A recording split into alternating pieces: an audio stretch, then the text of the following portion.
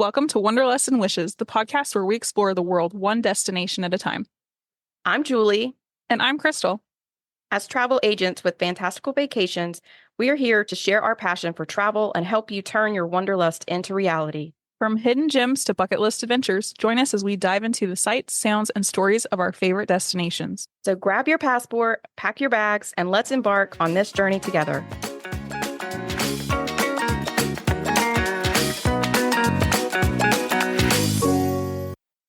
Welcome to episode 40 of Wanderlust and Wishes. Today, we're going to cover Is It Worth It? Walt Disney World edition. But first, we have several news nuggets that we want to cover before we get into that. A couple weeks ago, we talked about the closing of Jelly Rolls at Disney's Boardwalk, and we have an official date. It's April 19th. Still no word of a new location, but this is so sad. Yeah, it is. I do think it's sad. So we talked a ton about Epic Universe coming in May in Orlando at Universal Orlando, but there's actually another park that Universal is working on in Frisco, Texas, and it's going to be a Universal Kids park. They are going to have areas themed to Shrek, Puss in Boots, SpongeBob, Minions, Jurassic World, Trolls, and Gabby's Dollhouse. And they are targeting it to open sometime in 2026. They haven't given more information than that, but I mean, that's a pretty quick turnaround for opening a park of that size, but it is going to be geared towards younger kids. So they probably aren't going to have a bunch of huge coasters and things like that, like the Universal Orlando and Universal Hollywood have. This will be so interesting. Mm-hmm. Yeah, I'm excited to hear more about it once they give more details. Moving over to some cruise news, the Star of the Seas, which is Icon's sister ship, which is the Royal Caribbean biggest ship in the world, is now bookable. The first sailing will be August of 2025. They're going to have a 4-day showcase cruise on August 27th, and then 7-day itineraries to Eastern and Western Caribbean starting on August 31st, 2025. Yeah, so that's right around the corner. I was surprised they didn't open up booking earlier, but I think they had some delays in when they initially thought they were going to have it ready. And so I think that was part of the reason why they waited a little bit before they officially opened up booking. So now they're kind of stuck with August 27th. They need to be ready. Everybody's loved the Icon, so this is a good way to do it. Yeah, it's going to be humongous. I can't believe they're going to have, there's another one in the same class of ships. They're going to have a third one. I think it's called Legend of the Seas. That's going to be coming soon as well. So those mega ships are crazy. They're literally floating cities. Also from Royal Caribbean, they've released some new itineraries for our West Coast people. They're going to have increased sailings from the West Coast ports. So Serenade of the Seas, it's going to have a summer season in Alaska, and then move over to where it's going to start sailing from San Diego. And it'll be 3, 4, and 5 night cruises to the Mexican Riviera. I'm sorry, 3, 4, and 7 night cruises to the Mexican Riviera. And those will be starting October 2026 to April 2027. There's also going to be sailings from Los Angeles in fall of 2026 to early 2027 of Ovation of the Seas. It's going to have 3, 4, and 7 night options. Visiting Catalina and Ensenada with longer sailings to Cabo San Lucas. Quantum of the Seas will also be doing some 3 and 4 night voyages. Navigator of the Seas will head to Cabo, Mazatlan, and Puerto Vallarta on 7 night trips. And then Voyager of the Seas will offer 6 to 8 night itineraries to Mexican Riviera. So they're expanding all of those West Coast cruises, which is really nice. I think there's definitely a big available market for those. I don't think there's a ton I'm just of those going to for say any cruise line. Hallelujah. Yeah. I have a lot of clients West Coast, and there is a couple of little ones out of LA. I think it's the Navigator's been out there, but it's very hit and miss. Or there's a lot of like Carnival cruises, just like San Diego, Catalina, Ensenada. And it's just like the 3 and 4 nights. So this is like so needed. I'm so excited for this. Yeah. It's And to have some of the newer, nicer ships out there, that's exciting. We talked about this before, but just in case you missed it, DCL, Disney Cruise Line, summer 2026 is now open. There are some interesting itineraries, some hitting of the both of the Disney destinations, the Lighthouse Point and Castaway Cay, Mhm. and some double dipping on those, which is exciting. Mhm. Yeah. I can't wait to go on ours this fall and talk about it. Jumping in your suitcase. So I feel like we've talked about this, like that we were wondering when this was going to happen, or because it had happened at Disneyland that they had removed virtual queue. There's now no more virtual queues at Walt Disney World. So I'm sure there will be some coming with once they start opening up the newer lands in Animal Kingdom and some of the expansion in Magic Kingdom. But for now, you don't have to worry about doing a virtual queue for anything. Everything's going to be on as a lightning lane, standby queue, or either a multi-pass lightning lane or a single pass lightning lane or just standby queue. So This totally changes rope dropping at Epcot. Like we just said it would yes, once Guardians was off. yes, Kingdom because of Tiana's. Yeah, so this would be so nice to rope drop that from the front, and maybe that will relieve some stress off of Remy's from the back. Oh yeah, for sure. For sure. And I'm hoping, well, Tiana's won't, unless they opened up Frontierland, it won't really help with Seven Dwarfs or Peter Pan. Those are still going to be ridiculous because they don't have Frontierland open up during early park entry. But if they opened that up, that would for sure change a lot. I am willing to bet that a lot of people will queue up right there at Adventureland, even during early entry, just to get a jump start on it. I would agree. I agree. And then just FYI, just as a reminder, this episode will drop on Wednesday, the 26th, and we will both be on our way to Orlando for our Fantastical Vacations agency trip. We'll be at Universal Orlando for several days doing lots of fun things, hotel tours, resort tours, and park days, and just learning all the things. So please follow us on our Instagram handles. I'm Dorso at dorso.mouse.adventures. And Krystle is At the proper way to go. And then our podcast page is Wonderlust and Wishes Podcast. So make sure you're following along. We're going to be sharing all sorts of fun things. I need to pack still. Not doing a good job with being on time with that. We gotta get going. And I know you guys, Krystle's going to try to trick me into a water ride, so just stay tuned. She's trying. She's going to try to bribe me. I can buy you Starbucks. She's the way to your heart, right? She's going to try to bribe me for sure. Oh. So to get into our topic for today, we wanted to talk a little bit about whether certain things are worth it, because we know at Walt Disney World, vacation, we're really at this point any vacation, but Walt Disney World for sure, it's not necessarily cheap. And sometimes you have to pick and choose between the things that you want to add on or you want to spend your money on once you've gotten your resort and ticket package and you're there. What are the things that you want to do while you're there that cost extra money? Just a reminder, what works for us might not be the same for you. So if you don't agree, that's okay. These are just, as travel agents with both little kids and bigger kids, what we would focus probably our money on or like our priorities.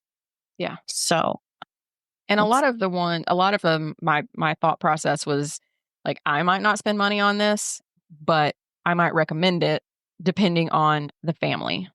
So correct. So let's dive in and see what is worth the splurge. All right. Number 1, Disney's PhotoPass Memory Maker. This price, if you purchase 3 days in advance, is $185 for your trip. One person can buy it and share it with anyone in their friends and family list. It is $210 during or post vacation. and a single day is $75. So I get this every trip. We get our money's worth. We get upwards to 150, 200 photos each trip. My kids love the magic shots. I love actually getting family pictures since I'm usually behind the camera and just having those memories forever. So I always recommend it. And really, for as many pictures as we get, it's such a great deal. It is. I mean, if you think about if you do a family photo shoot for like, your holiday card or whatever, you do family photos and how much that session costs you and how many pictures you get out of it. And it's usually like an hour session, if that. Sometimes they're even faster than that. They're like 15 minutes or 30 minutes, depending on the type of session you purchase. This is all of your pictures for the whole time that you're there. So if you're there for 7 days, it's all of your pictures that are taken that entire time. And you can definitely get your money's worth out of the $200. We also always get it. I love it. I love it for a lot of the same reasons that Krystle does. A lot of times as moms or as parents, we're the ones that are behind the camera and we're taking pictures of our kids or we're taking pictures of other people doing things, but we don't actually end up being in the pictures. This gives you that opportunity to have your whole family in the picture. I've heard other opinions that say, you know what, I'm not going to spend $200 on that. I'm going to let somebody take a picture with my phone.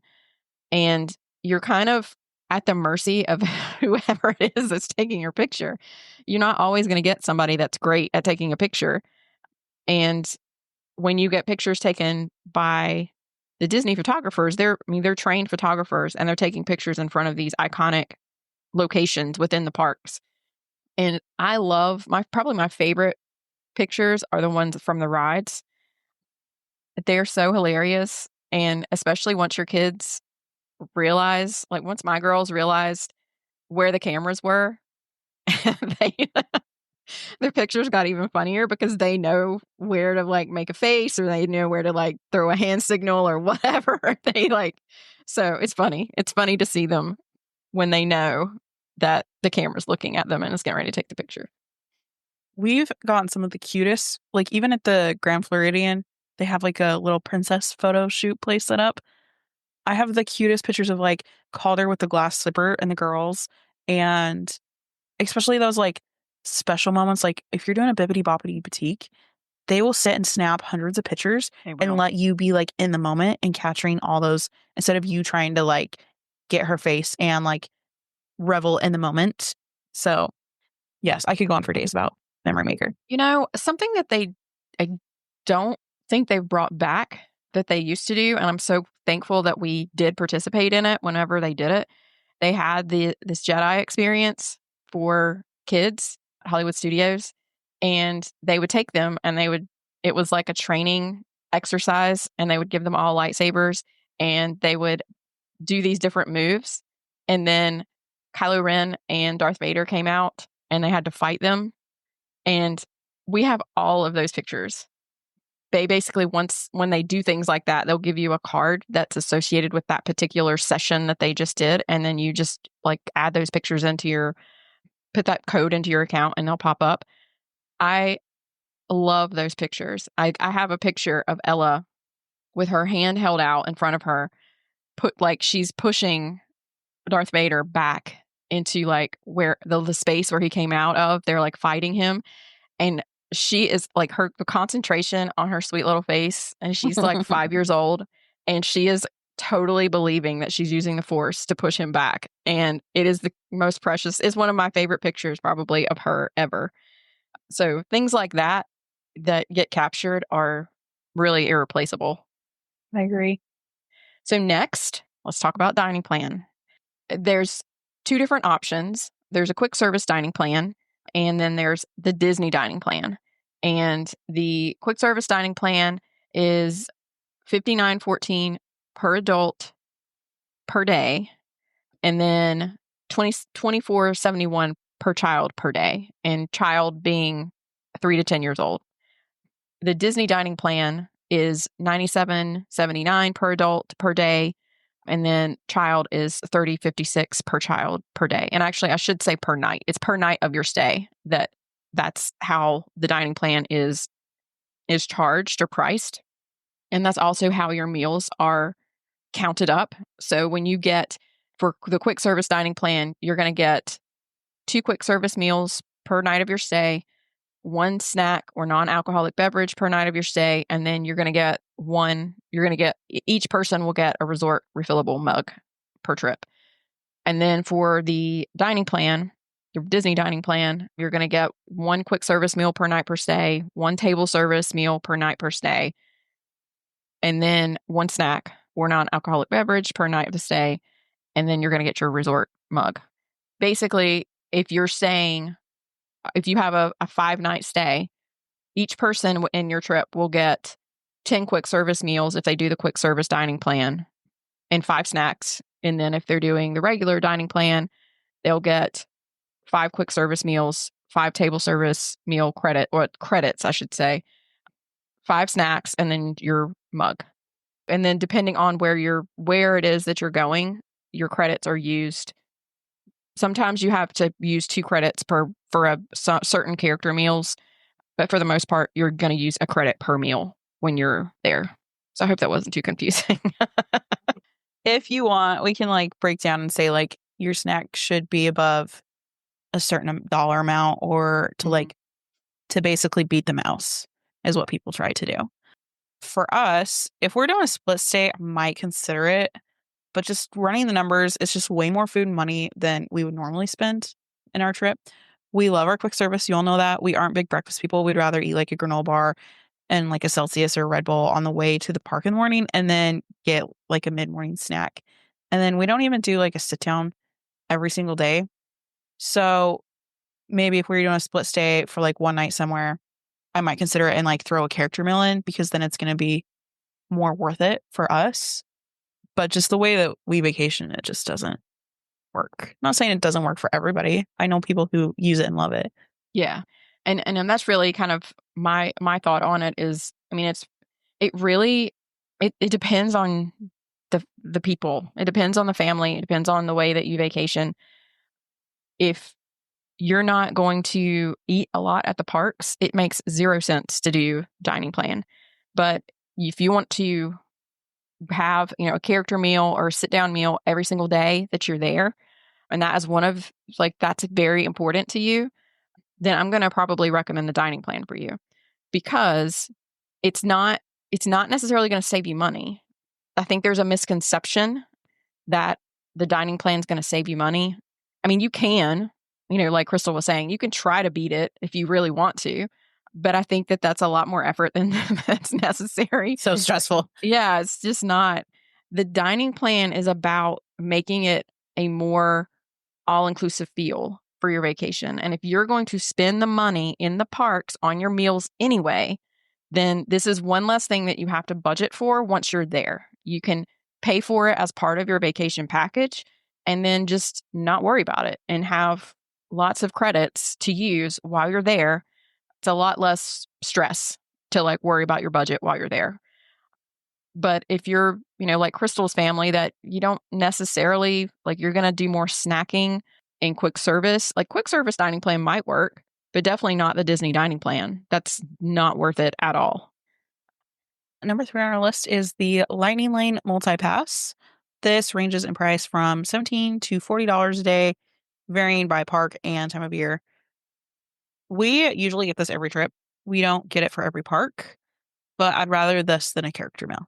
And that's probably an unpopular opinion, but we believe time is money and we don't want to spend all of our time waiting. So we usually get it for all but Animal Kingdom, but I foresee that changing in the next couple years when Animal Kingdom opens up a lot more things.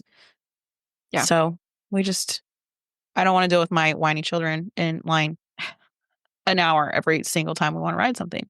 I completely agree. We're definitely on the same page when it comes to lightning lanes. I think that it's worth the money, especially for Magic Kingdom and Hollywood Studios. We don't always purchase it for Epcot or Animal Kingdom, but it's definitely worth it even for those parks if it's busy. It's just such a time saver, and we talk about all the time that at Disney, really anywhere, to be honest, but especially at Walt Disney World, time is money. And if you're going to get the most out of your trip, using those lightning lanes is a huge difference in the amount of time that you're waiting in line versus getting to experience attractions and rides. Okay. Next on the list is the minivan. This is, you can reserve it through Lyft. It's just a special, it's just different. It's obviously not a typical Lyft. It's going to be a little bit more expensive. It's usually around $40, $40-ish dollars per ride, but you can use it to go anywhere around the parks. You also have the option to use it if you're club level, you can use it from the airport, but that's only club level guests. I love this service, but it is pricey and it does add up. I love that they provide car seats, which is a big thing for my family. If you have lots of people to split it or need to get somewhere quickly, it's definitely worth your time. If there is any time that we would do it, it's to get to the front of Magic Kingdom, because a regular Uber or Lyft will drop you off at the Ticket and Transportation Center, and you still have to ride the monorail or the boat to get to Magic Kingdom. But the minivan, since it is driven by cast members, gets to bypass all that and drops you off with the buses. So it does add up if you want to do it twice a day, even more, when a regular Uber or Lyft is a fraction of the price and can do most of the same things. Like from Coronado to Animal Kingdom, it's going to be maybe $10 Uber, but they don't have car seats. Yeah. So that's the kicker for us. So I think if you're able to use regular Disney transportation, unless you're in a rush, don't necessarily think it's going to be worth it all the time. But, a good example, we used it last summer when Tiana's opened and was only on virtual queue, and we're trying to be able to ride it. And it was like day 2 of it being open, and it went down.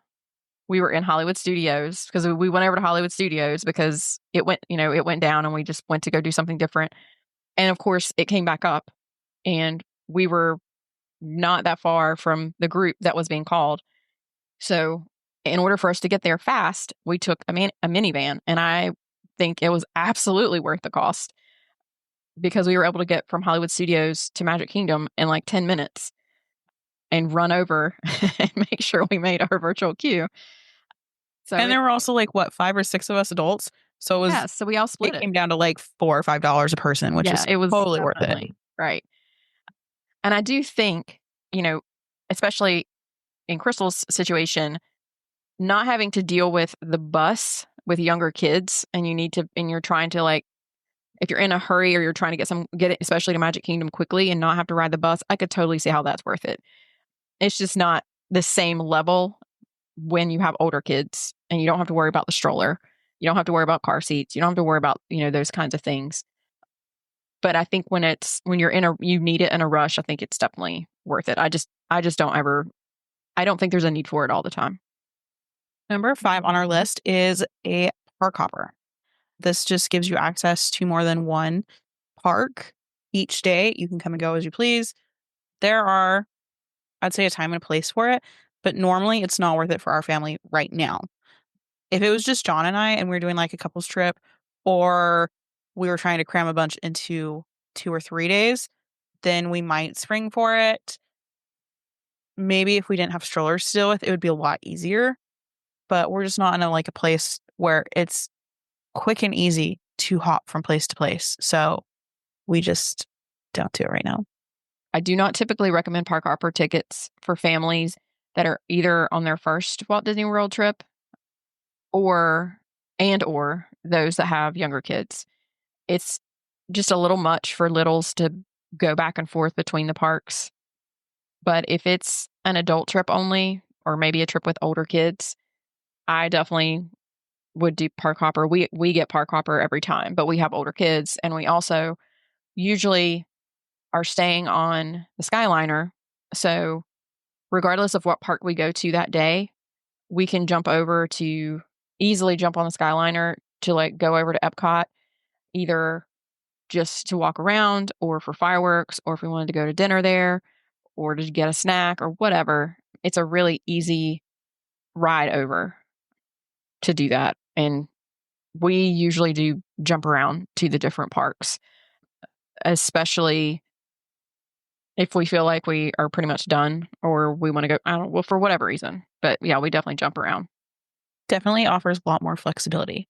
Yeah. Like your last trip where you were not having it at was it Hollywood Studios, yeah. and you just headed to another park because it was Yeah, we less went busy. to Magic Kingdom. I was like, I'm done with you today, Hollywood Studios. Okay, the next on our list is advanced dining reservations or table service reservations and character meals. You know how I feel like if you've listened to the podcast, you know that we love sit-down meals. We love character meals. I think this is, again, this one is very dependent on your family and your budget. If you're trying to balance your budget between meals and lightning lanes, I'm not going to recommend that you do a lot of sit down meals. If you want to get on a lot of rides and you want to make the most of your park day, I'm not necessarily going to recommend that you have a sit down meal every day. They can be $200 to $250 each time you eat, especially if you have family of 4 with 2 kids that are over 10, which means that they're considered adults. With tip and everything, it's going to be, definitely in that range. There's lots of great lounges and quick service options at each park that still allow you to sit down and take a break. So we love them, and I'm always going to have several just because to me that's part of the experience. But I think it's going to depend on your budget and then if you're okay with spending that amount of money. And we're the exact opposite. We love our quick service, and we do usually try to spring for one character meal trip, and usually we'll have an advanced dining reservation somewhere at Disney Springs or a resort on our rest day. And then maybe one other, depending on what our plan is. Every day, no, not for us. We'd rather the park time, the ride time. I it I hate that it takes like anywhere from like an hour and a half to 2+ hours at like character meals. It's just like, I don't know. I'd rather be spending my time running around doing other things. So this is a great example of if it works for you. Like Julie said, I'd rather spend my money on lightning lanes. So what's your budget? I'd rather spend my money on both. So sometimes I have to make a tough decision. Wouldn't we all? I know. Sometimes we have to we do. Sometimes we have to figure out like, okay, I've just spent this much money on lightning lanes today, so maybe we should skip, the meal that we reserved and just go to quick service, at Riviera for dinner instead. We've done that before just because it does get expensive. Number 7, staying on property. 1000% every trip.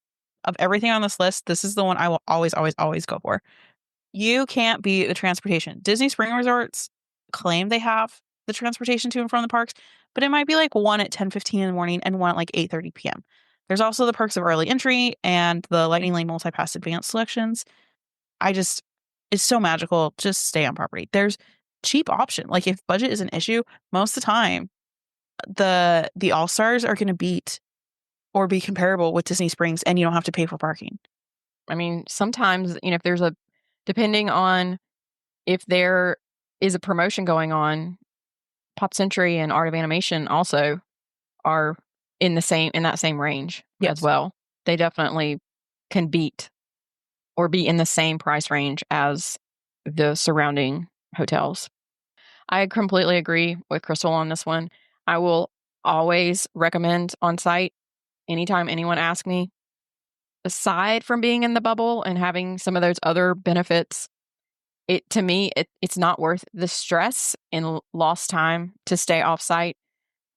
I did this past summer, and Orlando traffic gets worse every time we're there. At Walt Disney World, time is money, and you're losing money every single time you have to go back and forth between an off-site hotel and the parks. And if you have littles that need to take a break during the day, There's nothing better than being able to get on Walt Disney World transportation to get you back to your resort versus fighting traffic to get to an offsite location. Every time, 1000%. Just Yeah. do it. Yeah. Okay, so the next one on our list is VIP tour. The VIP tour. The VIP tour gives you a Walt Disney World cast member that takes you basically to whatever rides, whatever it is that you want to do that day. It does not include your park ticket, so you still have to pay your park ticket. But then additionally, it starts around $600 an hour with a minimum of 7 hours. For our family, that's too much. That's $5,000 on top of everything else. I'm not saying that I wouldn't do it if I had the money, but right now that it's not something that I would be able to do. But it is on a bucket list. I think probably what will have to happen is maybe on like an agency trip or something, 10 of us go in on on it and we split it and do it, since it'll be split into 10 instead of doing it on a family trip. Yes, definitely. If you could like split it, even like between like 3 different families, it might be a lot more doable. Definitely bucket list. The insider knowledge, the front of the line access, it would be amazing. But we're just not in a place in our life that it would be responsible for us to do this. If we won the lottery, we probably wouldn't tell anybody, but this would be like the first sign is I'm doing a There VIP will be trip. signs. I know people who love them and they do it, and like if it's busy like Christmas or like a big, huge once in a lifetime, like Make-A-Wish trips, I've seen people do it. Yeah. But if you'd like to, we could help you. Take me with you. Well, pack us in your suitcase when you go. All right. Number 9 on our list is club level. We did an episode on this. I think it's episode 20. Some of our fun friends, they came and told us about their experience club level. So my thoughts are sometimes these rooms aren't that much of a stretch if you find the right promotion. So we've almost done them a couple of times. We would definitely take full advantage of the included soda and food, snacks. I have clients that will never not stay club level now because it is such a great like perk and deal if you do it right. It just hasn't happened for us yet. Not saying it's not going to, because I've been so close and I go book it and it's gone. So it's right there in reach. We just need to go and get club level. I agree. We need to do what Leslie and Lindsay did. Go feel some bougie. Live the high life. So again, I definitely agree with Krystle that if you're able to find the right promo, if there's a promotion going on, a lot of times you're not really paying that much more if you're to do club level than to do a regular room. That's actually what happened with our friends Lindsay and Leslie, that they went back and looked at a promo and found that the room that they had, the regular room that they had, was actually more expensive than club level on promotion. Of course, they took full advantage of that. I think you also have to look at whether you are the kind of family that's going to spend time at the resort.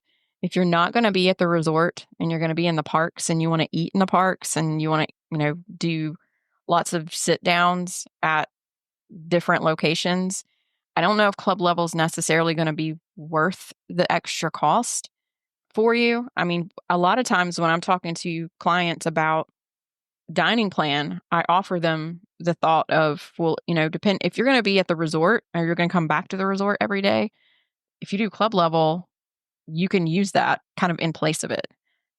You're able to come back and eat. And if you're going to be coming back to the resort, you're going to pretty much have availability for breakfast, lunch, and dinner, and you're going to have drinks and just that extra level of that higher level experience. I think that it's worth it for sure. I have not had the opportunity to experience it, but based on those that I know that have, definitely worth the cost, especially if you can get it at a promotion and not really pay that much extra for it. Okay, next on our list is Bibbidi Bobbidi Boutique. This is the location they have right now, the only location that's open is in Magic Kingdom in Cinderella's castle. They actually used to have locations at Disney Springs, and well, I think they still have it. They just haven't reopened it. And they also have a location at the Grand Floridian, and they still haven't opened that since COVID. I don't really know why, because I think there's a huge demand for it, and it would really, if you're listening, Disney, or all the travel agents would really appreciate if you would open it back up, because it is like it's tough getting these reservations. But it's basically you have these different levels of packages where you can buy just getting the hair done and like nails painted, and then you have where you can get a dress, and then like the full like Mac Daddy version is like shoes and hair and everything. It's just, it has all the things. But it's super cute experience. They get to sit with a fairy godmother. They get this whole almost like this kind of spa dress up vibe. And it's probably at least an hour. I'm trying to remember how long it took us. We've done this twice. Once was our very first trip to Walt Disney World when the girls were 3 and 5. And then the second time was when we went with our family, extended family, and they went with their cousin, and they were 5 and 7. I would not trade those experiences for anything. The pictures and the memories from it are just, they really are irreplaceable. You do get, if you have Memory Maker, you get all of those pictures. And they don't just take pictures of them once they're dressed up, they take pictures throughout the entire process. So you get to see them interacting with the fairy godmother, and just the expressions on their faces when they just feel like so special because they're being pampered. So I don't think it's something that you necessarily should do every trip. I don't think it's worth it because it is expensive, even if you get the level 1 package. But if I think that it's something that you should do at the very least once, maybe for the first trip or maybe a very special trip. And to be honest, for that reason, I don't think you should do it all the time. I don't think it should be overdone because it is such a magical thing. And, if you do it all the time, it's a lot easier to not necessarily appreciate it. We have not done this yet, but Reese was always under 3, so she was not able to do it. So now that she's 3, we are talking about it, and probably one of our next trips, it will be something that the girls do together. I think they're both in such like princess stages right now that it would just be so fun and adorable. But like Julie said, I don't think it's a every trip kind of thing, but definitely once, depending on the occasion. The first trip, Ella was Snow White and Lena was Cinderella. And then the second time, Ella was Ariel and Lena was Belle. One of the things that most sticks out to me from when with Lena, whenever she was dressed up as Belle, we went to be our guest after that, and the Beast basically like pulled her aside and danced with her. Aww. Oh my gosh. Oh, it's just so precious. Like I have pictures of, and she was just absolutely just gobsmacked, like that he was dancing with her, like the smile on her face that he was doing that, and I mean, obviously like he didn't do that for everybody, but she was No. dressed up as Belle. And so he picked her out and danced with her. And it was just the sweetest thing. So sweet. If you do go to Bippity Boppity Boutique and you do have Memory Maker, there's like a little studio inside Sir Mickey's right outside that you could get a bunch of pictures taken, or you could hop on the monorail and go over to that little place on the second story of the Grand Floridian and also do like basically like a professional photo sitting. Just a little insider tip there. Yeah. All right.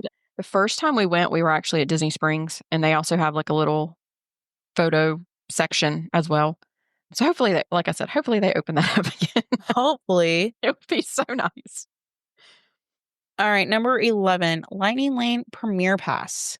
Like Multi-Pass, this also varies by date and park, but can cost anywhere from about $119 to upwards to $450. This is per day, and you cannot park hop with this. This is for a single park. Personally, I just can't swallow this price tag.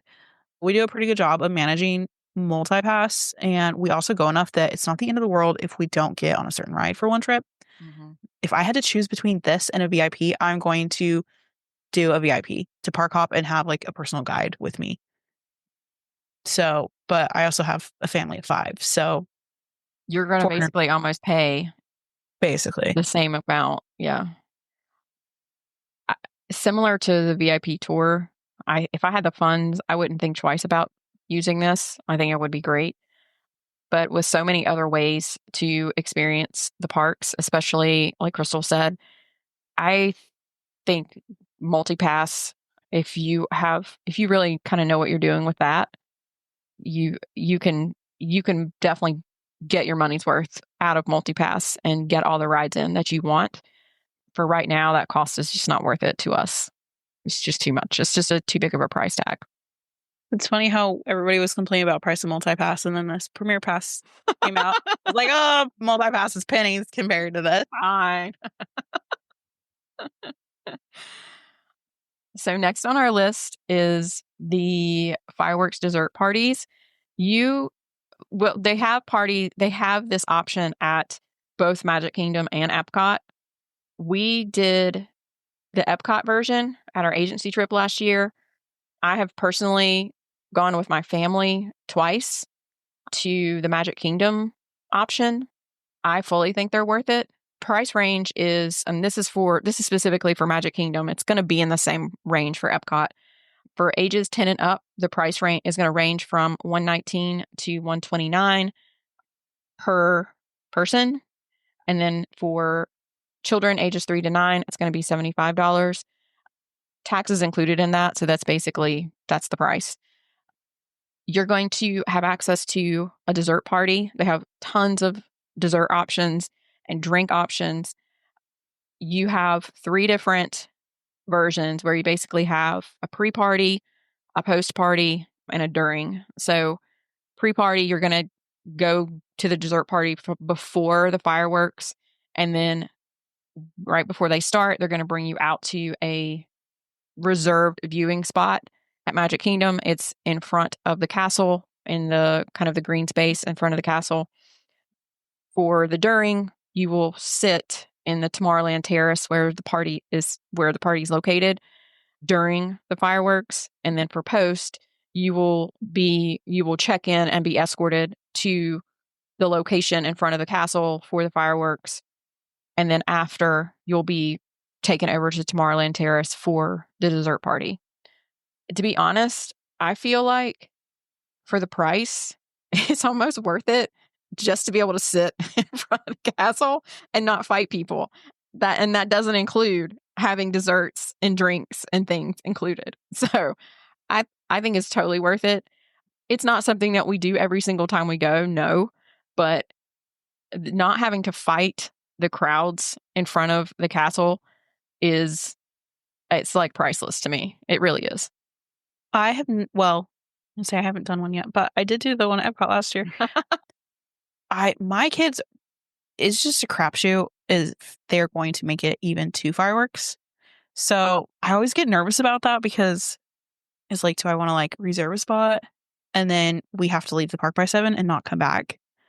So that's the only thing that's held me back. But I know people who, like, if you have little kids that can hang all night and love like the extra room to like run, or if you don't do well in crowds, or if you don't want to sit for an hour and a half, 2 hours and camp out and get a great spot. Like there are so many pros to doing a dessert party that it's definitely worth the look and the thought.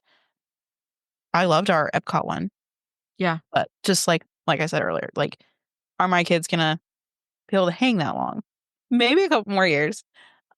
We're skipping nap time to do rides. So I totally understand that. all right. I think this is our last one, number 13, but definitely not least. Just after hours events. These all vary in price. There are some that are free if you stay deluxe. There are also special ones just throughout the year that you can purchase. It's an additional price, not included in your ticket. But then you have Mickey's Not So Scary Halloween Party, Mickey's Very Merry Christmas Party, Jollywood Nights. These are so fun. It's a great way to experience Disney in a different way, a different light. If you don't want to deal with the heat all day, the after hours might be a great way to do that. If you love like extra characters or different shows or want to switch it up, definitely. I have not done a Walt Disney World one yet. I've done Disneyland. Not saying that I don't want to. We just haven't been there during Christmas to do it. I would say definitely do it once, 2 or 3 times. I do know that they've kind of stayed the same the last 5 or 10 years. So I know people who go every year, they're like, well, it's probably not worth it. But they've also been going the last 5 years in a row. You're right. Right. Because they typically let you in around, but specifically for the Not So Scary Halloween Party, Very Merry Christmas Party, and Jollywood Nights, they let you in at like 4:00. They start letting you in.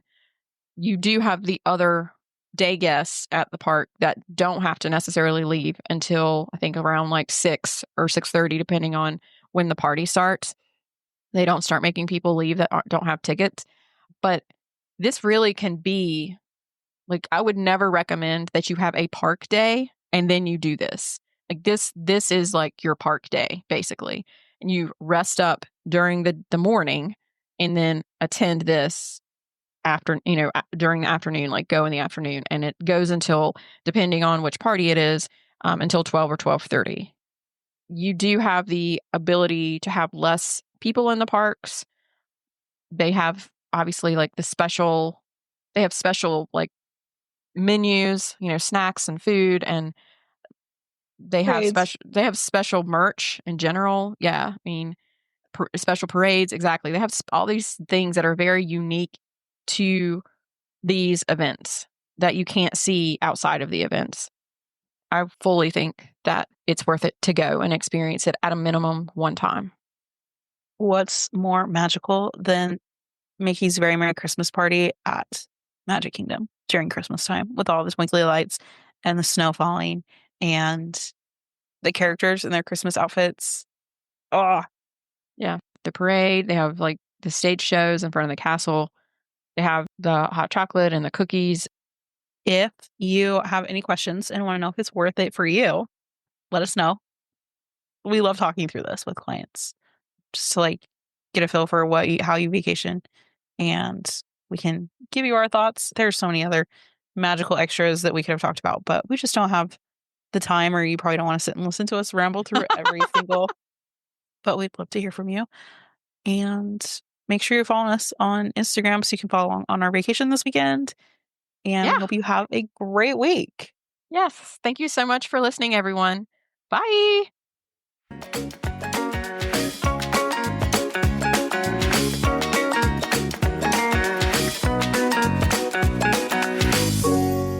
Thanks for tuning in to another episode of Wanderlust and Wishes. If you enjoyed today's episode, don't forget to subscribe and leave us a review on your favorite podcast platform. And remember, the world is full of wonders waiting to be explored.